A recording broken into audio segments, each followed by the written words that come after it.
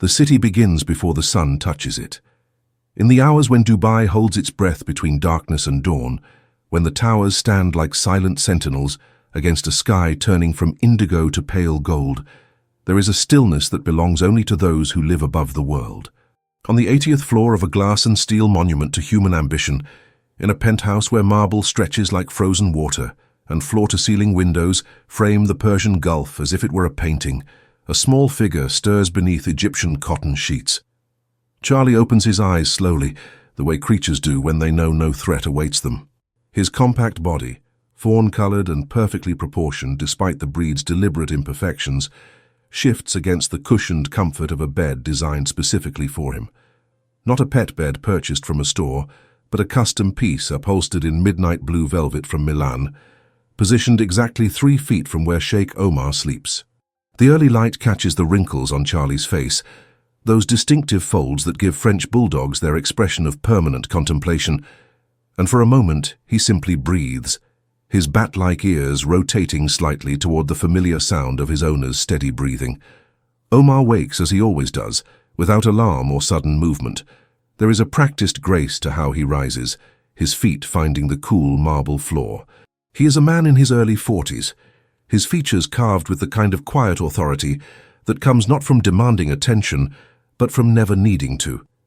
He wears a simple white cotton robe, and when he looks toward Charlie's bed, his expression softens in a way it never does in boardrooms or during endless phone calls that govern oil contracts and real estate empires. He speaks no words. Instead, he extends his hand, palm down, and Charlie rises, crosses the small distance between them, and presses his broad head against Omar's fingers. This is how their days begin. In silence, in touch, in the acknowledgement that they are, in this vast apartment suspended above a city of millions, a family of 2. The apartment reveals itself gradually as they move through it. The main living area stretches toward windows that seem to dissolve the boundary between interior and exterior, between private sanctuary and the sprawling metropolis below. The furniture is minimal, each piece a statement of restraint rather than excess. The floor is Calcutta marble, white with grey veins like rivers seen from aircraft, and it catches the morning light in ways that make the entire space seem to glow from within. Charlie's nails make small clicking sounds as he walks, a rhythmic percussion that Omar has come to associate with companionship itself. They move together toward the kitchen, a space of chrome and matte black surfaces where a private chef named Hassan has already been working. On a porcelain plate white with a single gold rim, he has arranged Charlie's breakfast with the same attention he gives to Omar's meals. Organic chicken breast, lightly steamed and cut into precise cubes. A small portion of sweet potato, mashed but not pureed, 3 blueberries, a tablespoon of plain Greek yogurt. The plate is set on a raised stand of walnut wood, positioned at exactly the right height for Charlie to eat without straining his neck. Omar pours himself coffee from a French press while Charlie eats. The coffee is Colombian, medium roast, and Omar drinks it black from a handleless cup that he holds with both hands, watching the city wake up through the window. Somewhere below, traffic begins its daily choreography. Construction cranes pivot against the skyline. The sea changes from grey to turquoise as the sun climbs higher. But here, in this kitchen that smells of coffee and steamed chicken, there is only the quiet sound of Charlie eating, the slight whistle of his breathing through his shortened snout, the occasional clink of Omar's cup against its saucer. After breakfast, there is grooming. In a bathroom where the shower is enclosed in frameless glass and the tub is deep enough to swim in, Omar kneels on a towel beside a low marble bench. He has set out Charlie's grooming supplies in a neat row. A soft bristled brush made from natural fibers, a microfiber cloth dampened with warm water, a small jar of organic balm for the folds around Charlie's face. He works methodically, brushing Charlie's short coat in long, even strokes that serve no practical purpose, but seem to calm them both. He wipes the creases around Charlie's nose and eyes with the damp cloth, checking for any irritation.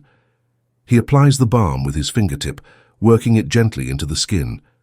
Charlie stands perfectly still throughout, his dark eyes half closed, his breathing deep and regular. This is not a task. This is a ritual. This is how love manifests when words are unnecessary. By mid-morning, the sun has claimed the apartment entirely. Omar has changed into tailored casual clothes and settles onto the sofa with his laptop. Charlie climbs onto the cushion beside him, not on Omar's lap but close enough that their bodies touch at the shoulder and hip. For the next 2 hours, Omar works. He reads contracts written in English and Arabic. He types emails with careful precision. He takes video calls, his face composed and professional. And through it all, Charlie sleeps, his small body rising and falling with each breath, his presence a constant anchor. There is something profound in this proximity. Charlie does not demand attention during these hours. He simply exists beside Omar, and that existence is enough. When Omar reaches down absently to rest his hand on Charlie's back, feeling the warmth of the small body through the fur, he does not pause in his conversation about shipping routes or construction timelines. The gesture is automatic, unconscious, as natural as breathing. And perhaps that is the truest measure of their bond, not the custom bed or the chef-prepared meals, but this, the hand that reaches without thinking, the presence that comforts without effort.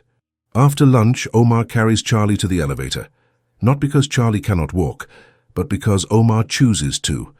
He holds the small dog against his chest, feeling the solid weight of him, the warmth, the trust implicit in how Charlie relaxes completely in his arms. They descend 5 floors to the building's sky garden, a landscape terrace that occupies the entire 75th floor.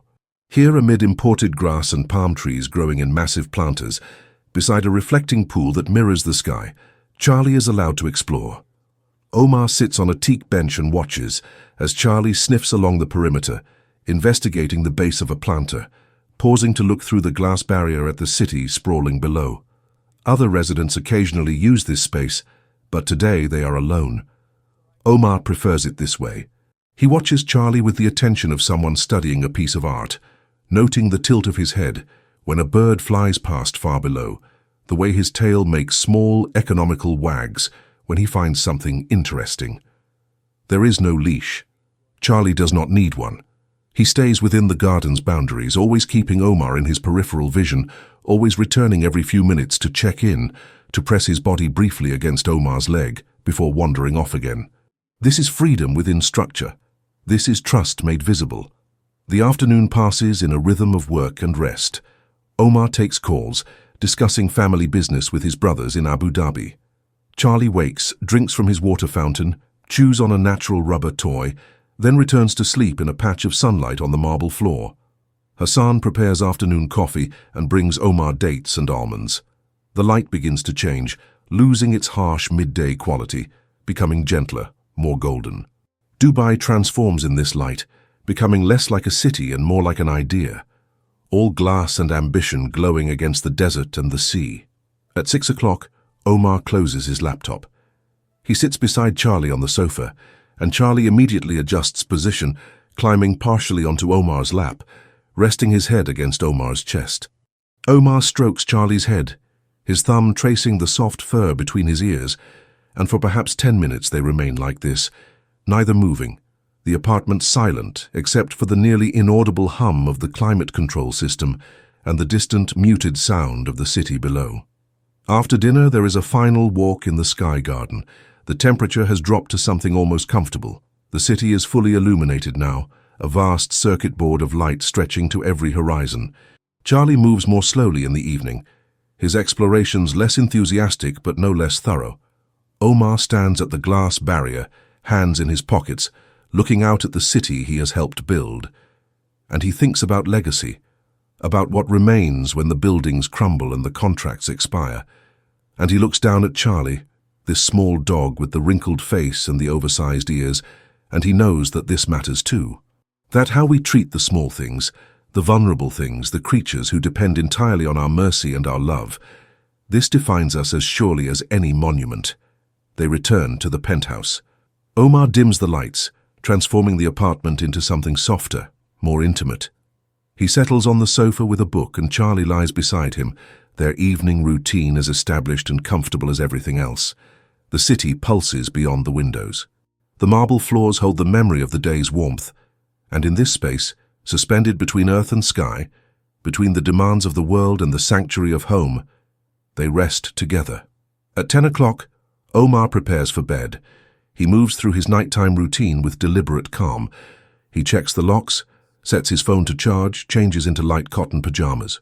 And when he finally slides beneath the silk sheets of his bed, Charlie is already curled in his own bed nearby, eyes half open, waiting. Omar reaches out across the small distance between them, his fingers just barely able to touch Charlie's back, and he whispers the only words he has spoken directly to Charlie all day. "Good night, Habibi, my dear one." Charlie's tail makes a single slow wag against the velvet of his bed. His eyes close fully. His breathing settles into the deep, regular rhythm of sleep. And Omar, watching him for a moment longer, feels something in his chest relax, some tension he carries through every day finally releasing. Tomorrow will bring more calls, more decisions, more responsibilities. But tonight, in this room where the city's light barely penetrates, where the silence is broken only by the soft sound of their breathing, there is only this small life he has chosen to protect, this uncomplicated love, this shared existence. And it is enough, it is more than enough, it is everything that matters when everything else falls away.